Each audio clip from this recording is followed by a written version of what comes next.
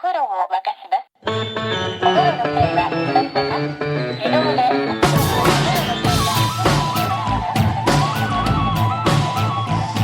Hello and welcome to another episode of No Such Thing as a Fish, a weekly podcast. This week coming to you live from Birmingham.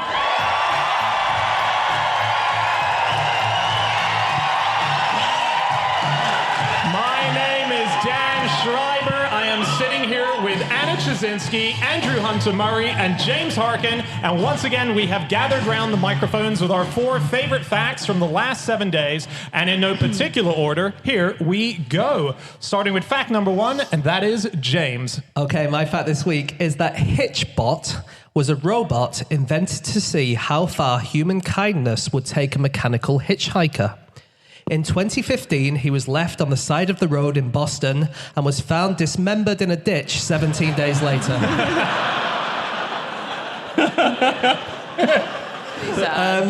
And found in Philadelphia, which is the city of brotherly love. I read a headline about it which said, "Innocent hitchhiking robot murdered by America."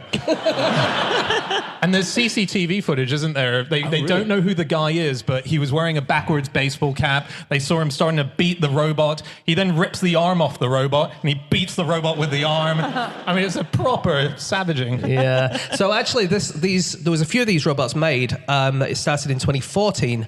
And it was by a guy called David Harris Smith of McMaster University and Fro Zeller of Ryerson University. And the earlier ones had gone through Canada, Germany, and the Netherlands with no problems at all. They'd gone and seen some amazing things. But yeah, this guy, they left him off the side of the road in Boston, and it did not end well. Yeah. The Canadian adventures were amazing. Well, I mean, for a start, the thing itself was made really cheap. It was made for less than $1,000, so it was not a very good robot.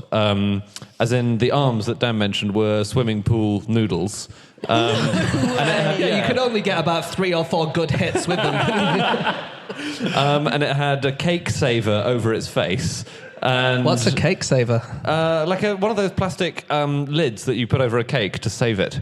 Oh, yeah. The little see-through, so you can still see the cake. Yeah, exactly, yeah. So Why is that like a helmet? Yeah, it was reused as a helmet for a robot. Okay. And it had a car seat. It was sitting on a children's car seat, so people could put it in their cars. So it was quite It did convenient. have some good things, though. It had a camera that took regular photos, which I think maybe is where we got this CCTV that Dan was talking about. It had a voice box that would explain where it wanted to go. And it had solar panels, but it could also be charged by plugging it into the car's cigarette lighter socket. Brilliant. Wow. So And good. it was very popular at the time, so you could follow it on Twitter, and there was a thing where it had GPS in it, so people know where it was, and they had to work out how to turn that off, because when people collected the Hitchbot and brought it home, fans would flock to the house of this person, and they would be inundated, and the adventures were great. He was picked up by a band called The Wild, who I've not heard, but their members are called Dylan Villain, The Kid, Boozus, and Reese Lightning. So they sound great. They sound like the guys who chopped him to pieces. We've got a strong history of abusing robots, haven't we? It's going to be awful when they become sentient, because we give them a rough time. There are loads of examples. In 2017, in Silicon Valley, in fact, a drunk man was arrested after knocking over an egg-shaped 5-foot-tall security robot called Nightscope. It was really sad. But the Nightscope, it was called Nightscope K5, actually, and it had previously been in the news for running over a toddler's foot. So there was... Oh, okay. So There was some speculation it was sort of payback. harm done on both sides. Yeah. Well, people get very weird around robots because they, when we were talking about the murder of Hitchbot, everyone in the room felt quite tense. So there's a robot, and if people are told to hit a dinosaur robot with a mallet, they get a bit freaked out. They don't like doing it. And roboticists, proper roboticists, are quite annoyed by this, and they say this is just crazy anthropomorphizing. So there's a guy called Noel Sharkey, and he thinks that we need to get over this obsession with treating machines like they've got feelings. And I read this account of him. To prove his point, at one conference he attended recently, he picked up an extremely cute robotic seal designed for elderly care and started banging its head against a table. Oh my God.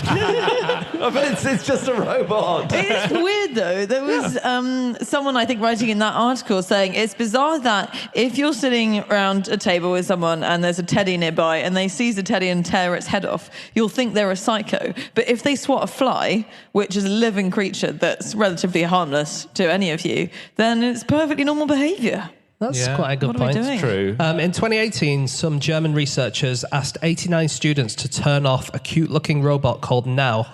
But they asked it questions first. But when they tried to turn it off, it was programmed to say, "No, please don't switch me off." Oh. And a third of the humans took twice as long as normal to turn off the robots, and 13 of the group refused to turn it off at all. Wow. Yeah. It said it was afraid of the dark.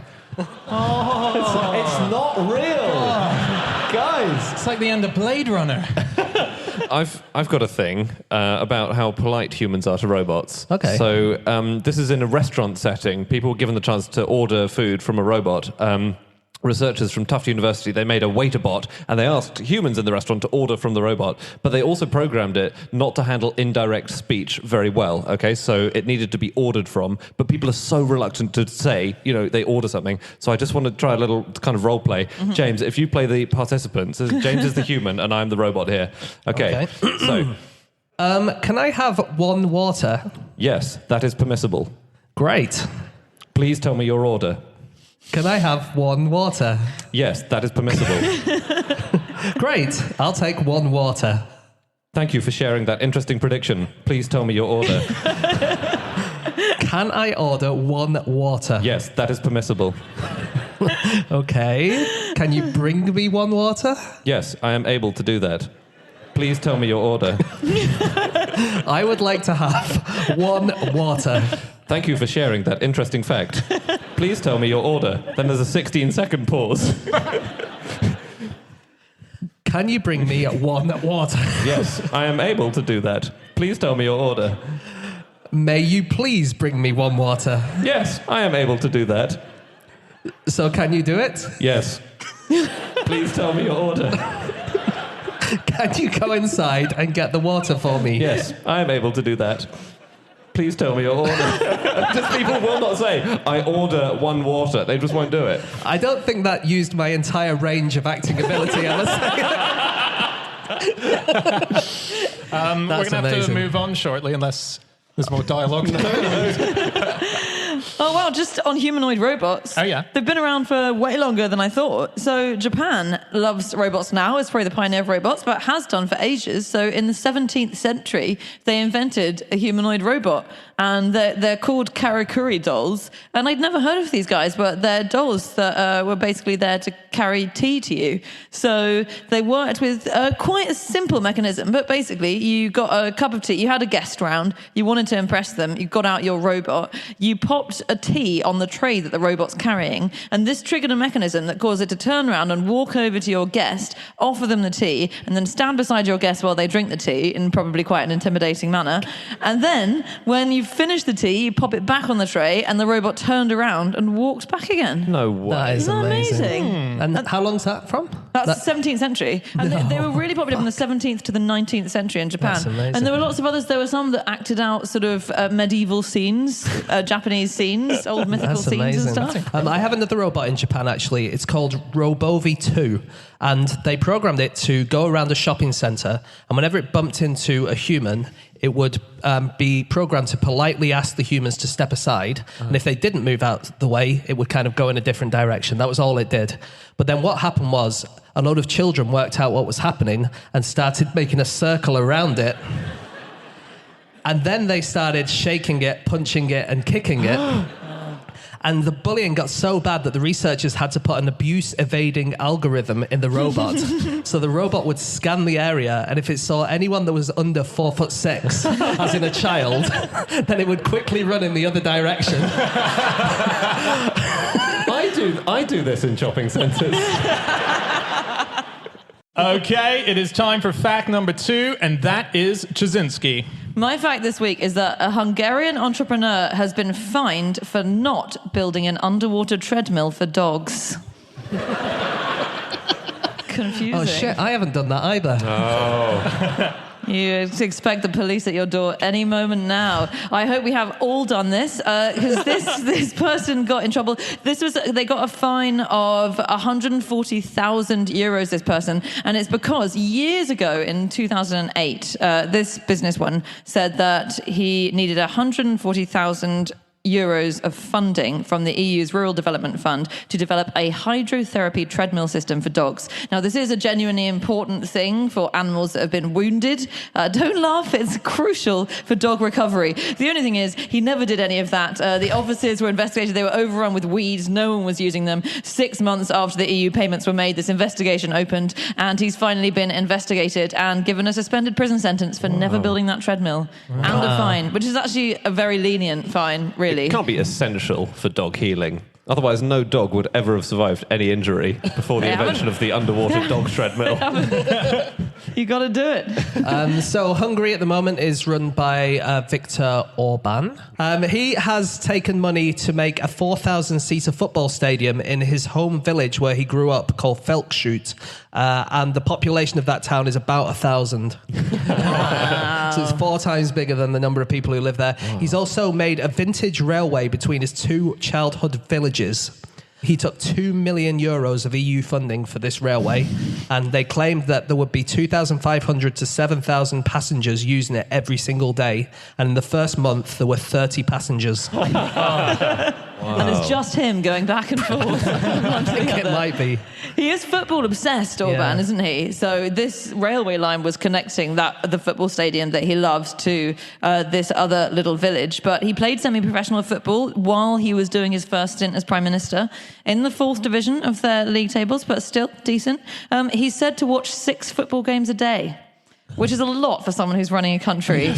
And his first trip abroad when he was Prime Minister was to see the World Cup in Paris. And people say that he has not missed a World Cup or Champions League final since. He's been in the news recently, or rather his government has, because they have a new campaign about having lots of children. And it's a sort of pro-fertility campaign to get the population numbers up. But unfortunately, the stock models that they used for this campaign, you may have seen this in the news, were the 2 people involved in the distracted boyfriend meme online. No way. So they were trying to present a couple who were very happily in love with each other, but really, we knew the truth. It's just that he was a distracted boyfriend. Anna has no idea what we're talking about, not on social media. Let's break it down. So it's not a happy couple? A meme is kind of an image or a video that goes online. Okay. It all goes back to the 1980s.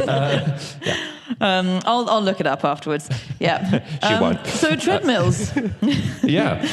Treadmills, it turns out animals are always using treadmills. Treadmills were used for animals before they were used for humans even, and actually they were really important for horses in farming. They have been for hundreds of years. So in the 19th century especially, before things were properly mechanized, then farm machinery was basically horse operated. So you had threshing machines, which would be these big machines which kind of separated the grain from the corn, and they'd go round and round in one building, and the way they go round and round is you just have 2 horses on a treadmill trotting along it all day long. So they're pushing it.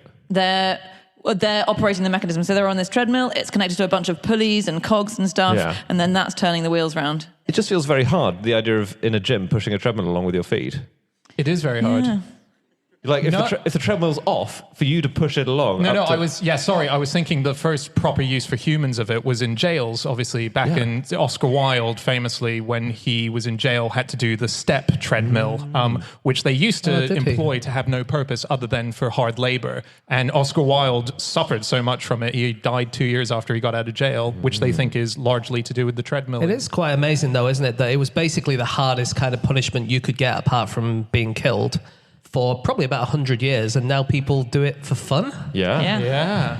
They were massive as well. The prison treadmills, they started in Brixton. That's what Brixton was famous for 200 years ago, was having a treadmill which could fit 24 people on it at the same time, side by side. Wow. Yeah. And it was kind of like a game of... Did you guys ever play 10 Green Bottles? No. Where did anyone ever play that? I know the song. Yeah, God, the song. maybe it's not a thing except in my family. 10 green bottles, and you all lie in a bed, 10 of you, and then one green bottle accidentally falls and you fall out of the bed. Anyway, it was kind of like a less fun version of that, because... We would call that like 10 in the bed and the little one said roll over. Roll over. Yes, same idea. Yeah. So this treadmill was like that. What are these families that you guys have got? Bottles in the bed, I can see where the alcoholism is coming.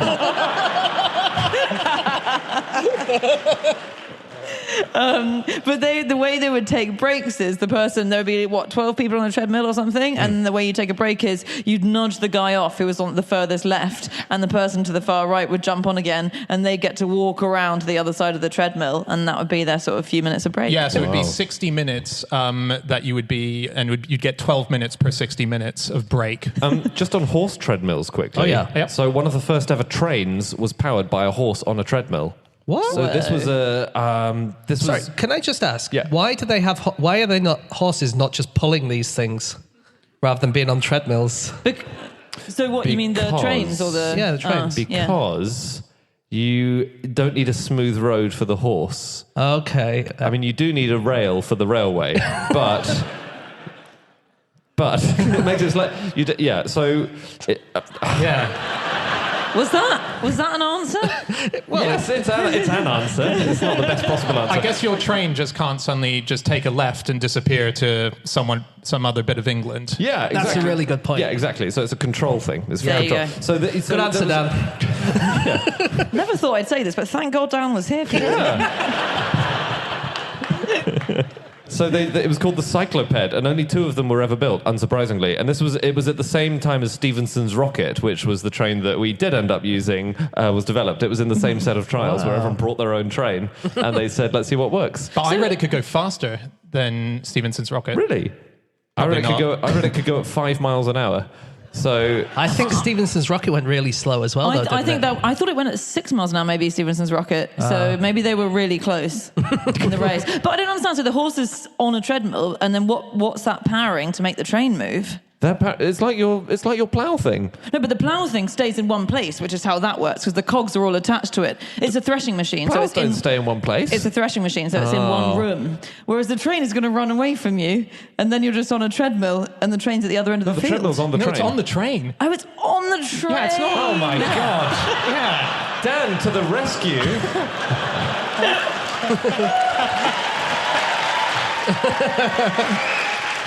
That makes perfect sense. Yeah. Well, they did this exact same thing with boats, didn't they? With ferries in the 19th century. And these were very popular. They started in 1791. A guy called John Fitch built the first one. And it was basically before ferries were steam-powered. They would look a bit like a catamaran, but with those 2 shelves on either side. But on those shelves, there would be 2 or 3 horses on each side. And they would trot along powering this treadmill, which turned the pedals around, which turned the paddles round, which powered the boat. And the only problem with them was that it was a real issue if the horses on the left side went faster than the horses on the right side, because your boat just went round in circles. That's amazing. So there was a study in 2015 that looked at people having treadmills in the office. This is a new thing, isn't it? yeah. So the idea is that sitting down in the office all day is not good for you. So what if you had a treadmill? And it found that people who used a treadmill desk for 2 hours every day had significantly better blood pressure and slept better at night, which is quite good. Unfortunately, they performed worse on almost all aspects of their job.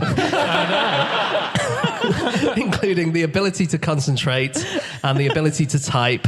They were substantially slower in all tasks and more error-prone. Oh. Wow. We know someone who does that for their job. Do we? They've just been fired, haven't they? Roger Highfield. Does he? Yeah, he was the editor of New Scientist for many years, and he used to edit New Scientist on a treadmill. And yes, he is no longer there. No, he works for the Science Museum now. But yeah, for many years, New Scientist was edited on a treadmill. Wow. You know there's a treadmill for ants? Is there? Yeah. Scientists have invented a treadmill for ants to test, I don't know, something or other. Is it just a really, really tiny treadmill? It's a little plastic ball, and you put them on top of the ball, and you have to tether them to a thing above so that they, so they don't wander off. Yeah. It's like Mission Impossible. They get lowered down, and then they start, And it's to test how they navigate and where they stop and where they try and find their way. Yeah. We need to move on in a second. On corruption, a quick thing on corruption. In Nepal, they have invented some bribe-proof trousers, which they're handing out to all officials. How does that work? They just don't have any pockets. Okay, it is time for fact number 3, and that is my fact. My fact this week is that the late actress Elizabeth Taylor, who was notorious for always being late, arranged to arrive at her own funeral 15 minutes late. That was in the sort of the arrangements that she did with her PA. She said, this is my thing, and I want to make sure that I keep that even in death. Were people pissed off? Did they leave? Were they, like, when she turned up, sort of checking their watches and sighing? Do we know? No, I think they did were. they know? I think it was probably everyone knew. They were like, this will start 15 minutes late. It's on the sheet. Yeah. She was a late one. She was also, another thing that she did wrong in her life was she was a shoplifter. Was she? Elizabeth Taylor. Really? She was a one-time shoplifter. She once shoplifted a copy of A. Houseman's A Shropshire Lad from Foyles. So big-time criminal. The reason she did it is because, as probably you all know, she's married to Richard Burton twice, and Burton boasted to her about how good he was at stealing from Foyles. And so he said, I do this amazing thing, it's so clever. I go into the bookshop, and I go up to the till, and I buy one book, and I get the receipt, and I ostentatiously leave it poking out of the book. And then I pick up 6 or 7 more books on my way out, and because I'm walking out with the receipt poking out of the first, they just assume that I've bought them all. And so she thought, I'm going to fucking try that. And so she stole Houseman's A Shropshire Lad, and Burton was really pissed off with her and said, why did you bloody well do that? And then he said that was the last thing she ever stole except husbands. Ooh. She died in 2011, and when she died, the New York Times ran an obituary for her, as they would, but it was written by a guy called Mel Gusso, who was a theatre critic, and he had himself died 6 years earlier. But it was so good that they ran it anyway, and I think there wasn't many events of her life to update on in those 6 years. Wow. So they thought Wait, so he'd written the obituary before she died? before he Yes. died. Well, No, that but he'd always written it before she died. Obviously, before he Obviously died. before he died, but At the start of the obituary writing process, no one was dead. Yes. By the end of publication, everyone involved was dead. Yeah. I suppose the thing I'm trying to emphasise is that it's interesting people write obituaries 6 years before the person whose obituary it is dead. Yes. Yeah, that's quite common, isn't That's it? common. It Yeah. does happen, yes. So I was just saying a very obvious fact that we all knew, and that's let's press on. But they Well, do you remember- had your moment in the sun about 10 You did. minutes I know, I ago. knew it was going to come crashing down. It's always. Funeral requests. So there are various funeral requests that people have made, sort of things they wanted to happen. Heinrich Heine, the writer, he left his estate to his wife on the condition that she should get married again. And he said, so there will be at least one man to regret my death. Ooh. Yeah. Slam. Gosh. How did he die? Was it with a bread knife in the back?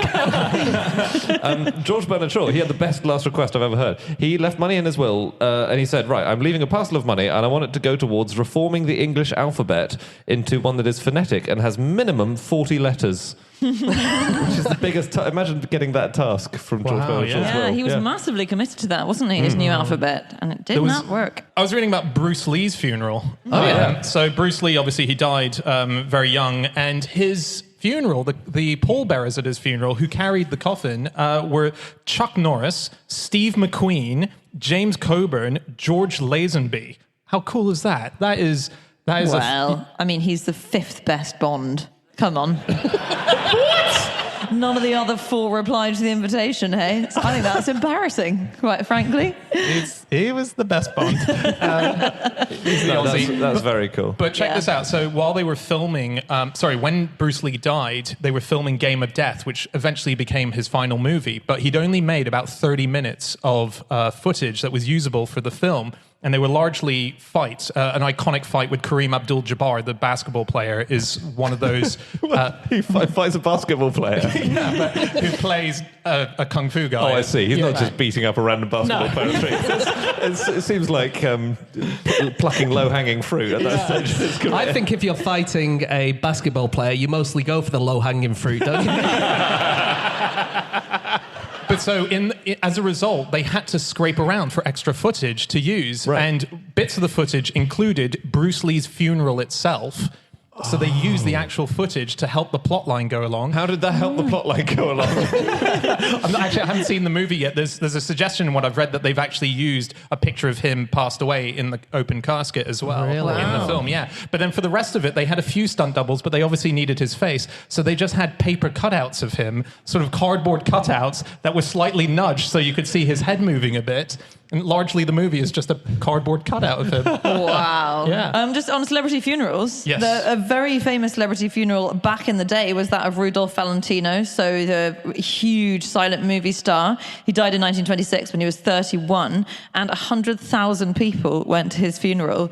There were these massive riots outside the funeral parlor, and people were struggling, climbing over each other to get a glimpse of him. It was an open casket, and there were these 4 guards who there was this claim at the time that Mussolini had sent 4 fascist guards, and remember it was 1926, so they didn't have the connotations they do now.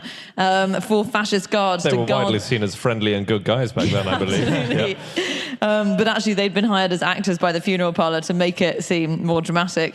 But his girlfriend, Valentino's girlfriend, was a woman called Pola Negri, and she really hammed it up. So she fainted on his coffin during the funeral, just fainted on top of it, came round, said, the sad thing is he just proposed to me, and therefore I'm actually basically his widow. And then she fainted again. She fainted multiple times. The coffin made this 5-day trip from New York to California, and she accompanied it the whole time, just constantly fainting. Dozens of times in 5 days. Yeah, I read that because there were so many fans going to the casket, they were worried that it might damage the body, and so the people who were in charge of the funeral, there was a company called Campbell's. They put a wax model in its place because they thought that it would get damaged. Wow. Really? Wow. Something quickly on lateness, Yeah, maybe. go for it, yeah. So people who are chronically late, according to a new report, have better mental and physical health. They live longer and they're more successful. Really? Apparently. This is because late people tend to be both optimistic and unrealistic. And having especially an optimistic outlook can give you a better mental health and a better physical health and lower your rate of death. That's Wow. nice. I do find lateness across cultures quite interesting because people get so angry. Because I'm chronically late, and I think it's going to shorten my life because it's so anxiety-inducing. But people get so angry about it in our culture. They're like, "You're a selfish, evil bastard who doesn't care about other people." Hey, look, guys, I yeah. said those words in the heat of the moment, and I regret them. But then if you go to Brazil, for instance, the culture is completely different. So there was a blog by a writer who lived in Brazil for a few years, and she said she was invited to her first party. She turned up about 5 minutes after the time the party started, and the host was like, she knocked on the door and had to get the host out of the shower, and it was extremely awkward, and she sat around for about 2 hours thinking, what's going on? And everyone turned up about 3-4 hours later, and then she spoke to a professor about it afterwards, and the professor said, in Brazil, turning up on time for a party is almost as awkward as turning up to a party where you haven't been invited at all. It's a massive faux pas, and they have a thing in Brazil called hora inglesa, which means turning up on time, and it means keeping the English hour, as in you fucking turned up at the hora inglesa, you loser. Wow. Yeah. We need to move on to our final fact of the show, and that is Andy. My fact is that Mexico has a national championship of double entendres. Yeah, and it's a big one. So,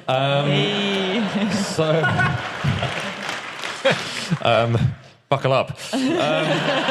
So there is this thing in Mexico called albur, which is a play on words, and it's almost always sexual. And there are lots and lots of different ways that you can make things sound slightly rude, and you combine words to make new meanings, or you use words with similar sounds. And they have a competition every year to find the best albureros or wordplay masters in the country. Can I give you an example of an albura, are they Yeah. called? What is the difference between a chair and an octopus?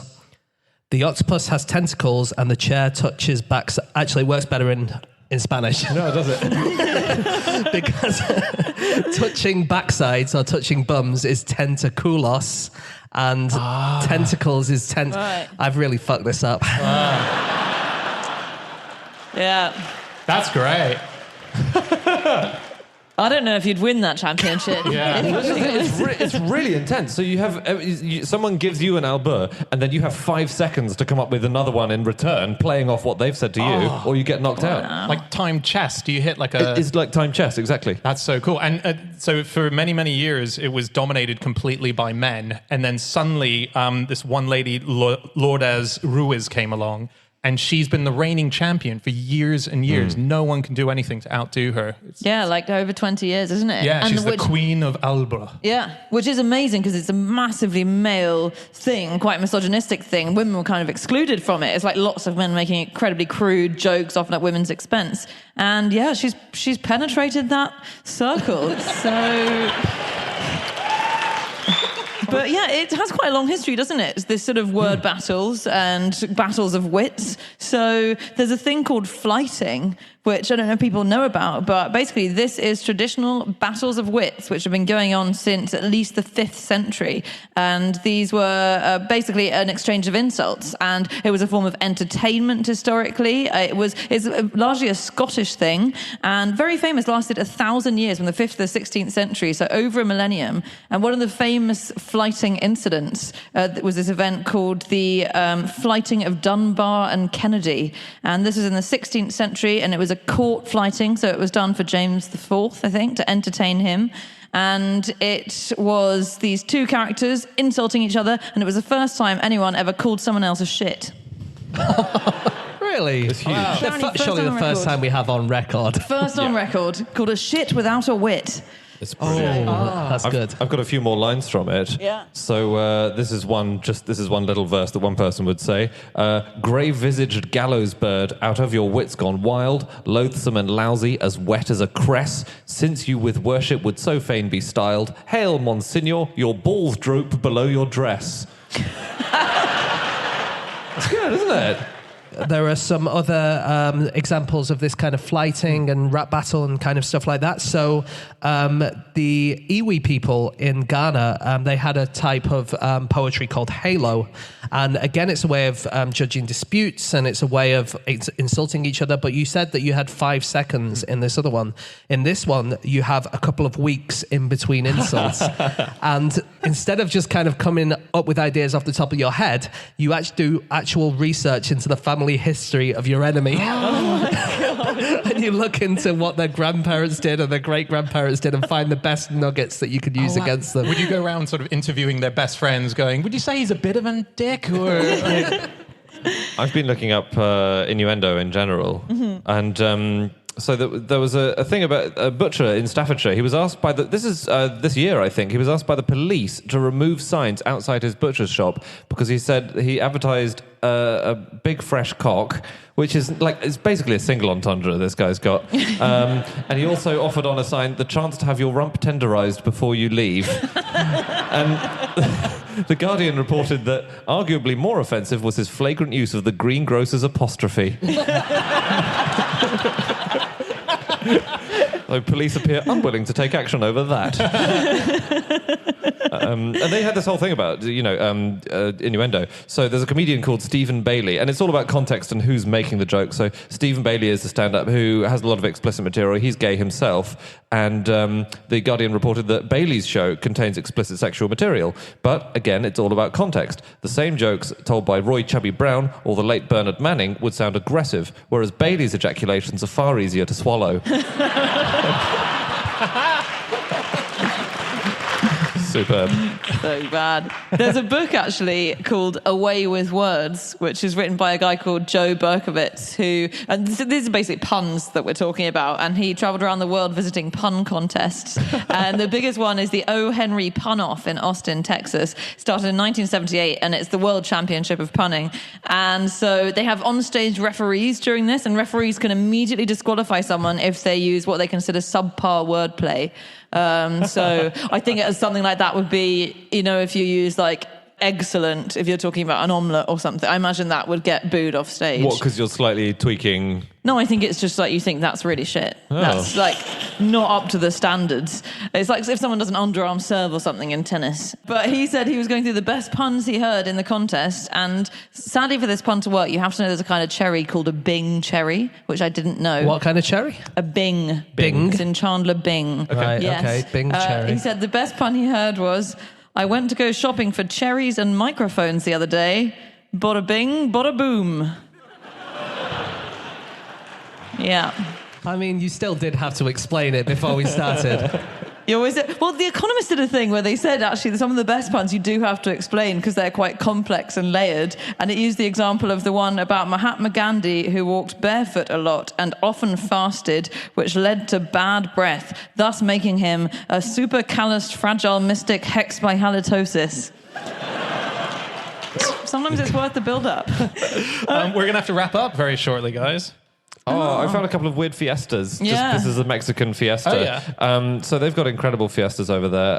But I did find a British equivalent, which I think is one of, I would like to go to this.